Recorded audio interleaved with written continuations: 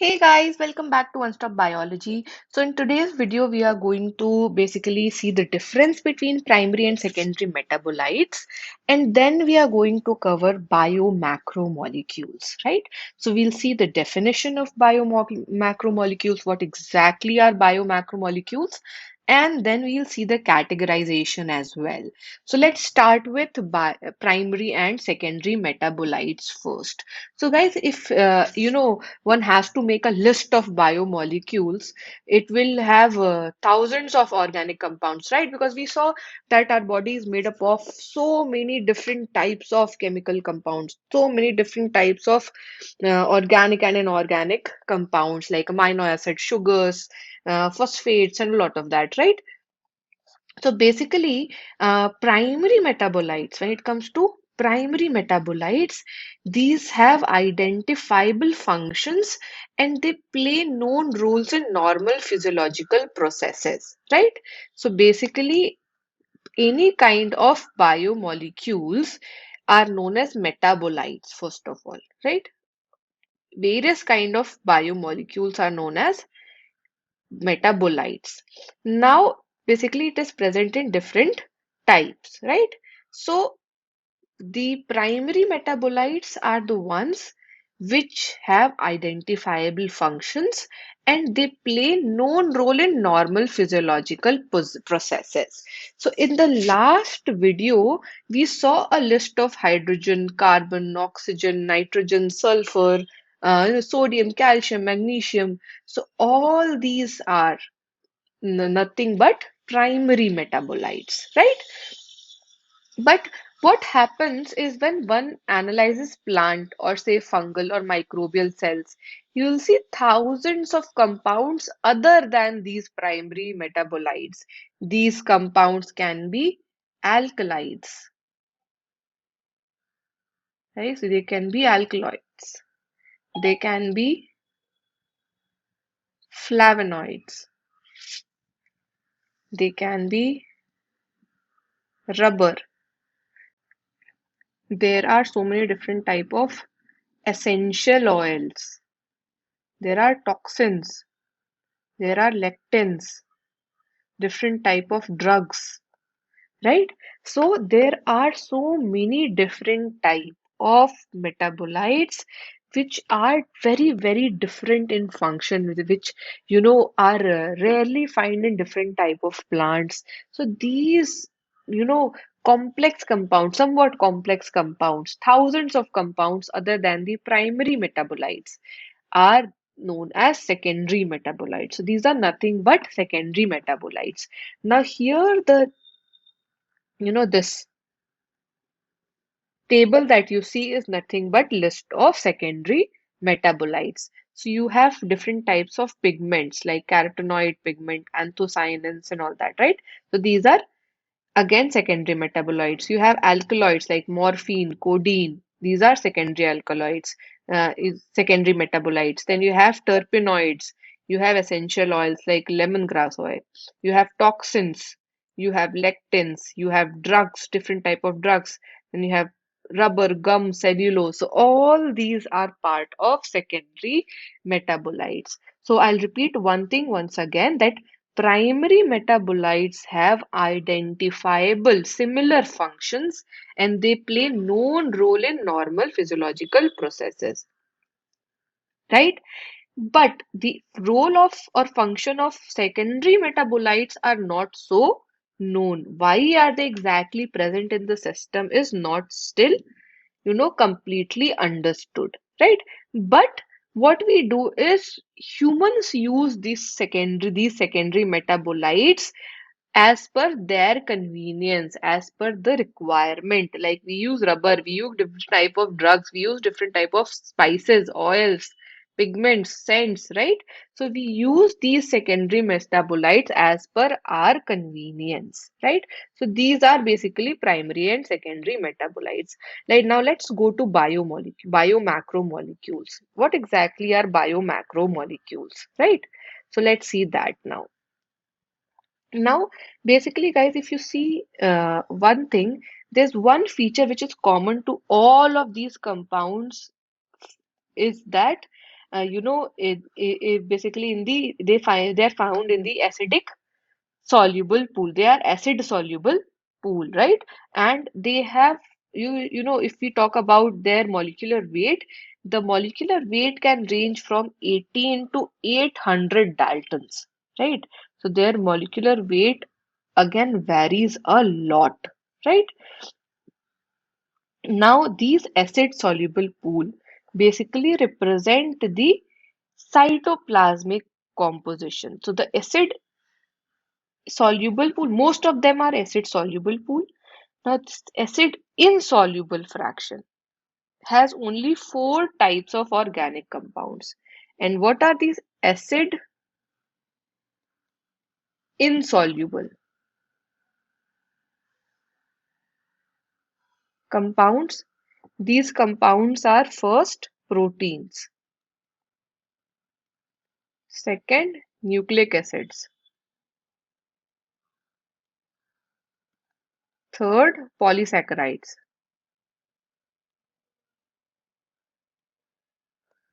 and fourth lipids. So proteins, nucleic acid, polysaccharides, and lipids are the ones which are acid insoluble, right? Now these classes of compounds, with the exception of lipids, so except for lipids, have molecular weight in the range of, around 10,000, tens of thousands of Dalton, right? So normally the acid soluble ones are below 1,000 and the acid insoluble ones are, you know, more than thousands, so tens of thousands.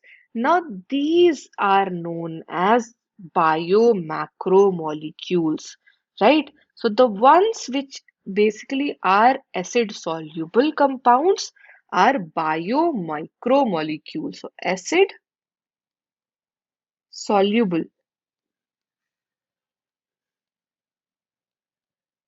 compounds are biomicromolecule, right? And acid insoluble ones are biomacromolecules.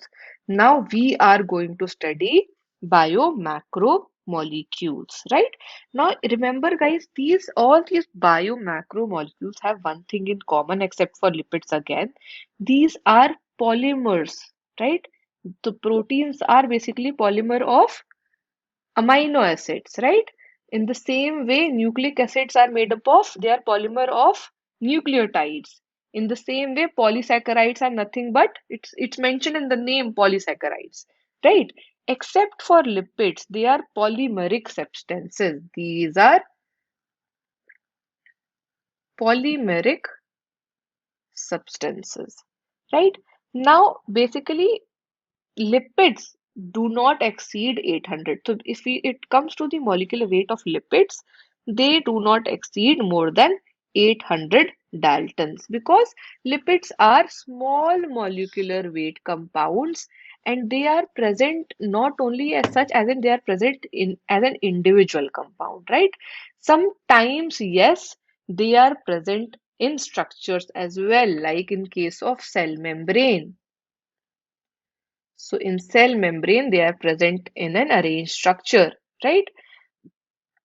So guys, now if you see the pool here, some of the pool here, if we talk about the acid soluble pool ones, you'll see that it basically represents the cytoplasmic composition. So it is present in the cytoplasm, right? And here if you see that water say is 70 to 90% of the total cellular mass. Protein makes up 10 to 15%, carbohydrates 3%, lipids 2%, nucleic acids 5 to 7%, and ions 1%. So this is the average composition of cell, right? This is the average composition of cells, right? So we will discuss one by one all the biomacromolecules. Now let's move to the proteins first. What are proteins? Proteins are nothing but polymer of amino acids. They are polymer of amino acids and they are known as polypeptides. It's a chain of polypeptide, and these amino acids are joined together by peptide bond. So basically, you have amino acid, you have peptide bond, you have another amino acid, you have a peptide bond, you have another amino acid, and this goes on, right? So this is protein. Now, each protein is a polymer of amino acid. So basically, we can say that a protein can be a heteropolymer or a homopolymer. So basically, since there are 20 different types of amino acids, a polypeptide chain, a protein, can be made up of a single type of amino acid. If it is made up of a single type of amino acid, it is known as homopolymer. But in some case, a protein can also be made up of different types of amino acids. In that case, it is known as a heteropolymer, right? In the same way, proteins can be divided into essential and non-essential type of amino acids. So basically, amino acids in proteins, amino acids can be essential and they can be non-essential. Now, what are essential amino acids? So, essential amino acids are those which are which we get through our diet or through our food. So, basically, essential amino acids are those which our body cannot make. Right? Our body cannot make these amino acids, and we get it through our food. Right? And non-essential amino acids are the ones which is basically made in our body itself. So our body itself can make up these amino acids, and these are usually non-essential amino acids, right? So say that there are certain amino acids which we take through our diet, and that is why it is said that you should know what you are eating. You should know your food, because in the similar way, if we talk about vitamins, we also take up vitamins through our diet, right? So there are not all, compounds which are used by the body which basically is produced in the body itself. There are a lot of chemical compounds which we take from outside, basically, which we take through our food, through our diet, right? Now, let's talk about the function of proteins. Now, we understood that it is made up of amino acids. It can be a homopolymer, it can be a heteropolymer. If we talk about the function of proteins, we know that they carry different types of functions, right? They carry many functions in living organisms, like they basically carry transport nutrient across cell membrane, right? They have fight infectious organ. They basically have fight. They fight from infections. They form hormones. They form enzymes, right? They have we have collagen, which is the most abundant protein in animal world. Remember, collagen is the most abundant protein in the animal world. We have Ribosco, which is ribulose biphosphate or bisphosphate carboxylase oxygenase. This is the most abundant protein in the world of the biosphere. So, Rubisco is the most abundant protein in the biosphere, and collagen is the most abundant protein in animal world. Right. So here you can see some of the proteins and their functions. Like collagen basically performs intercellular ground substance. It forms the intercellular ground substance. Trypsin is an enzyme. Insulin is a hormone. We have antibody which are made up of proteins which fight infectious agents. We have different receptors to these hormones as well, which are made up of protein. So we have, say, sensory reception, we have smell, taste, all these receptors are made up of proteins, right? We have glucose transport, which, in which the basically, say, receptor or the compound which transports glucose into cells, GLUT4, again is made up of protein, right? So you can see that a lot of the functions in our body, a lot of different types of functions in our body are basically done by protein compounds, right? So again, a very important part of our body are proteins. Now let's go to polysaccharides. What exactly are polysaccharides? Now saccharides mean sugar, right? So polysaccharides are long chain of sugars. They are what? They are long chain of sugars. Sugars, we can also there that we can also call it as carbohydrates. So we can say polysaccharides are long chain of sugar or carbohydrate, right? So basically they are again acid soluble pellet, right? They are a different class of macromolecules, biomacromolecules, right? So they basically are like threads, and these threads contain different monosaccharides as building blocks. So in the same way you have amino acids as building blocks of proteins, you have monosaccharides as building blocks of polysaccharides. For example, cellulose is a polymeric polysaccharide, and cellulose contains, say, glucose, right? So cellulose is a polysaccharide, and cellulose is made up of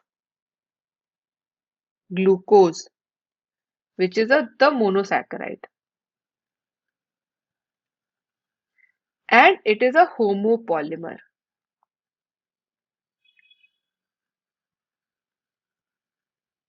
That means it is made up of just one type of monosaccharide, which is glucose. So cellulose is a homopolymer of glucose. Now another variant is starch, right?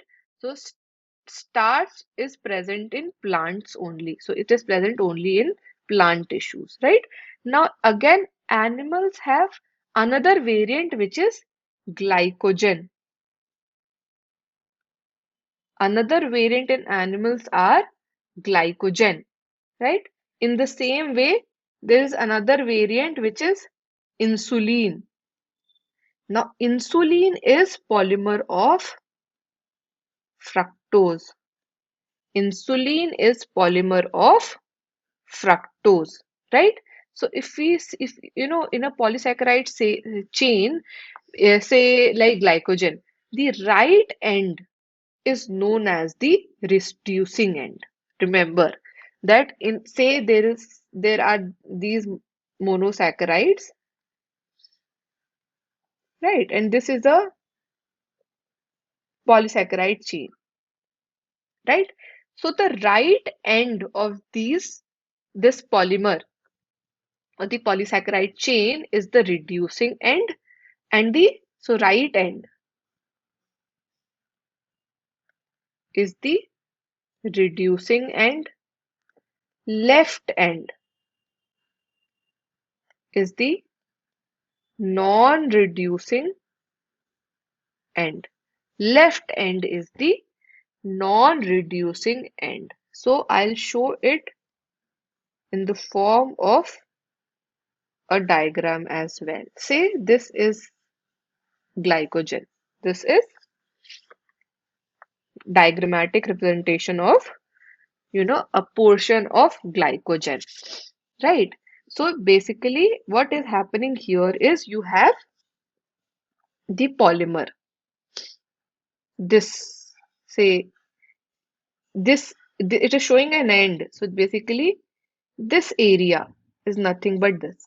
So you have this chain which is here, and you have another branch, right? This is another branch. In the same way, this end is nothing but this, right? So the right end is reducing end and the left end is non-reducing end. Now, in case of starch, starch forms helical secondary structure. So if you see the starch, it forms helix in the secondary structure. And starch can also hold iodine molecules in the helical portion. And this starch plus iodine, starch plus iodine structure is blue in color, right? Now, if so, basically it means that different type of polysaccharides perform different type of functions, and they are made up of in different types of secondary or tertiary structures, right? So, in the case of starch, it forms helix and it holds iodine in the helix, and which forms blue color. In the case of cellulose, cellulose does not contains helix, and that is why it does not or it cannot hold iodine. Right. Now the plant cell walls are made up of cellulose. Right. Remember that plant cell walls are made up of cellulose. Right. So basically there are different types of polysaccharides which are different in their structure and perform different functions. Right. Now let's go to nucleic acids. Let's start off with nucleic acid. What are nucleic acids basically? Again, acid insoluble polymer, right? Again, it is acid insoluble polymer. Here, the building block is nucleotide.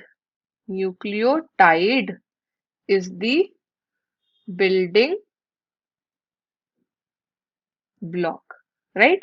So basically, it is made up of nucleotide, polymer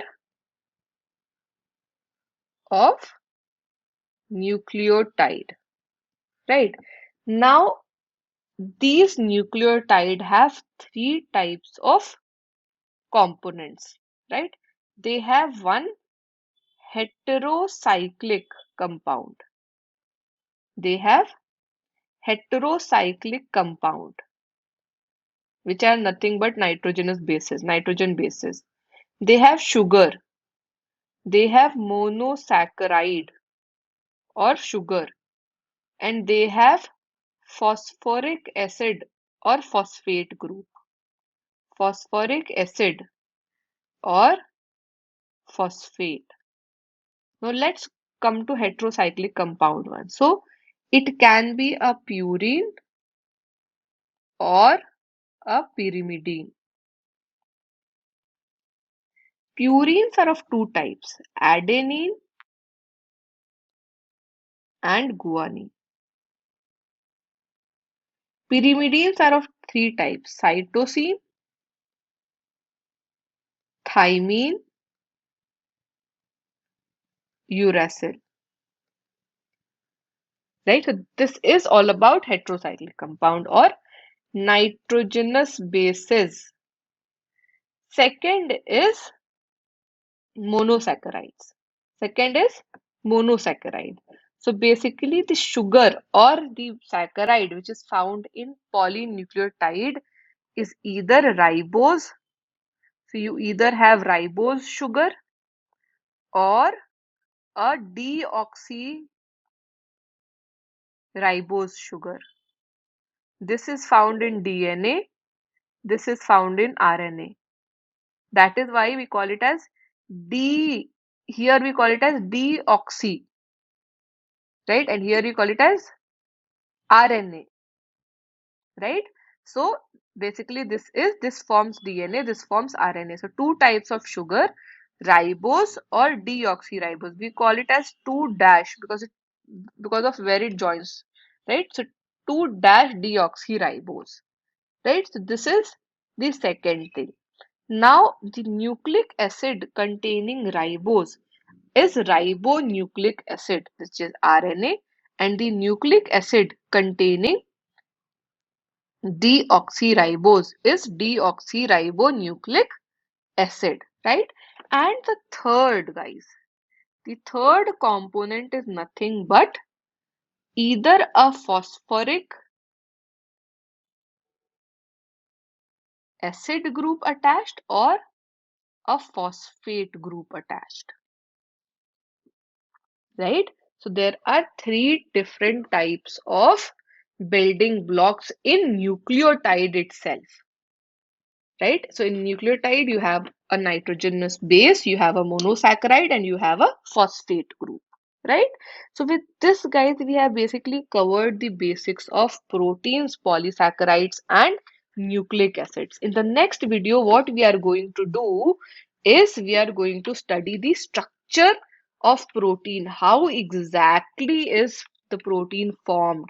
So we are going to cover the primary, secondary, tertiary, right, and quaternary structure of proteins, right? So I hope you understood the basic of biomacromolecules and you can see how important they are.